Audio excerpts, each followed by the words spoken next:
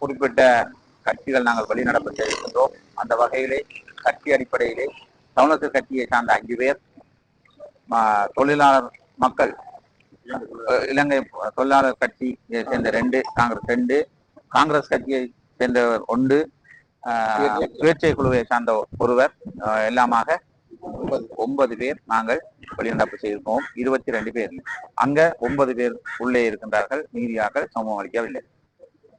இந்த வெளிநடப்பானது நாங்கள் கனகாலமாக இவருக்கு எங்களுடைய பிரதேச சபை இந்த தவிசாளருக்கு நாங்கள் பல முறைகள் பல தடவைகள் பிழையான இதுகள் போய்கொண்டிருக்கும் பொழுது நாங்கள் அவருக்கு எவ்வளவோ சொல்லியும் அவர் அதை கேட்பதாக இல்லை. உதாரணமாக இங்கு எல்லா விடயத்தையும் எல்லாரும் சொல்லியிருக்கிறாங்க. நான் ஒரு சில விடயத்தை மட்டும் சொல்லி முடிக்கிறேன். எங்களுடைய பிரதேச செயலாளருக்கு உட்பட்ட ஒருங்கிணைப்பு குழு கூட்டத்துக்கு கூடி எங்களை அங்க அழைத்து போங்கள்னு சொன்னா கூட்டிக் கொண்டு போவதில்லை. ஒரு சிலரை ஆவது. ஆனால் வெறுமனே இவர் தனக்கு தேவையான ஒரு எடுபடிகளை கொண்டு அங்கே வைத்துக் கொண்டு கதைக்காமல் அபிவிருத்தி சம்பந்தமாக எதுவுமே வாய் துறக்காமல் இருந்து விட்டு எழும்பி வாரதான் இவரத வேலை.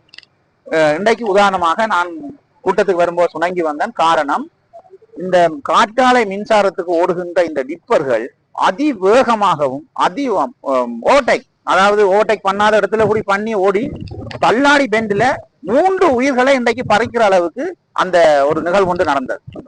இதுகள் எல்லாம் அங்க நாங்க கதைக்க வேண்டிய தேவை இருந்தது. காற்றாலைக்கு நீங்க அபிவிருத்தி செய்றீங்க. இந்த மக்கள் மன்னார்ல இருக்கிற பாதைகள் பெரிய நெடுஞ்சாலைகள் அல்ல, சனங்கள் கூட நெரிசலாக இருக்கின்ற இடம், அவதானமாக ஓடுங்க எல்லாம் நாங்கள் கதைக்க வேண்டிய தேவை இருக்கின்றது. இவர்கள் இதெல்லாம் இவர் கதைக்கிறதில்லை. போனால் அங்க இருக்கின்ற மற்ற தன்னுடைய ஆதரவு தந்த கட்சிகளோடு இருந்து அந்த சேர்மன்களோட இருந்து எங்களுடைய கட்சிக்குரிய வருமானத்தை அங்க கொடுக்குற மாதிரி கொடுத்து போட்டு இங்க வர. உதாரணமாக மன்னார் பிரதேச சபைக்குரிய சகல வருமானமும் இன்றைக்கு நகர சபைக்கு போற மாதிரி தான் இவர் எல்லாம் செய்து கொண்டிருக்கார். என்னன்னு சொன்னா காற்றாலை சம்பந்தமாகத்தாலும் அங்கால சப்போர்ட் மாதிரி காய்க்கிறது. எங்களுடைய இடங்களை நாங்கள் பராமரிக்க வேண்டிய பாலத்துக்கு அங்கால இருக்கிற மன்னார் பிரதேச சபைக்குன்னு சொல்லி ஒதுக்கப்பட்ட கெசட் பண்ணப்பட்ட இடத்தை நகர சபை எங்களுடைய பிரதேச சபையை பிள்ளையாக சொல்லி கொண்டு அங்க செய்து கொண்டிருக்கின்றார்கள்.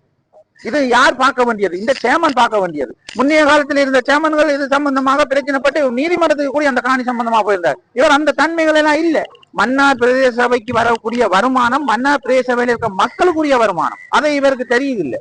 இவர் தன்னுடைய கட்சியை வளர்த்து கொண்டு தான் பிடித்த ரவுடித்தனம் மாதிரி இந்த ஆட்சியை செய்வதற்காக இருக்கின்றார். இது நீடித்து போனால் அடுத்த முறைகளிலே இந்த மக்கள் காரி எங்களை துப்புரவுக்கு முதல் நாங்கள் வெளியே வந்து மக்களுக்கு இதை தெரியப்படுத்தணும் என்ற ஒரு தேவைக்காகவும் மீடியாவை நாங்கள் உள்ளுக்கெடுத்தால் அடுத்ததாக மீடியா எத்தனையோ தரம் மீடியா கொண்டு மீடியா உள்ள எடுக்கிறதில்ல. தன்னுடைய வண்டவாளம் தண்டவாளம் எல்லாம் தெரிந்திரம்னு சொல்லி மீடியாவை உள்ள எடுக்கிறதில்ல. சண்டித்தனம், அராஜகம். இது உடனடியாக ஆளுநருக்கு தெரியப்படுத்தி, கௌரவ ஆளுநர் அவர்களே, நீங்கள் பல சபைகளில் கொலை நடப்பதை கண்டித்து பல முடிவுகள் எடுத்திருக்கின்றீர்கள். அதே போன்று எங்களுடைய மன்னார் பிரதேச சபையை நீங்கள் முடிவெடுக்க வேண்டும். உதாரணமாக இங்கு ஒரு மெஷின் கிடக்கின்றது, ஒரு அரசாங்க சொத்து, பல ஆண்டு காலமாக இந்த கிட்டத்தட்ட 7 வருஷமாக கிடக்கின்றது. அதை பற்றி கதைத்தான் அந்த உளவு இயந்திரத்தை பற்றி ஒரு களவெடுத்து இங்க கொண்டு இந்த பிரதேச சபைகளை சும்மா போட்டிருக்கு. அதை எடுங்க, அதுக்குரிய முடிவு எடுத்தீங்களான்னு கேட்டா இவர் சொல்றதை பற்றி கதைக்காதீங்க. நாங்கள் ஒரு பிரதேச சபையை கையில் எடுக்கும் பொழுது எவ்வளவு வாகனம், என்னென்ன பொறுப்பு, என்னென்ன இருக்குன்னு நாங்கள் எடுக்கத்தானே போகணும். அதை சொன்ன அவர் தன்னுடைய கட்சிக்கான உள்ள வருவான்னு சொல்லி பாதுகாத்து கொண்டிருக்கின்றார். இன்றைக்கும் அது பிரச்சனையாக கிடக்கின்றார். ஆளுநர் அவர்களை தயவு செய்து இதுக்குரிய நடவடிக்கைகளை நீங்கள் எடுப்பீர்கள் சொல்லி நாங்கள் எங்களுடைய மக்களுக்கும் அனைவருக்கும் இதை தெரியப்படுத்துவோம். நன்றி.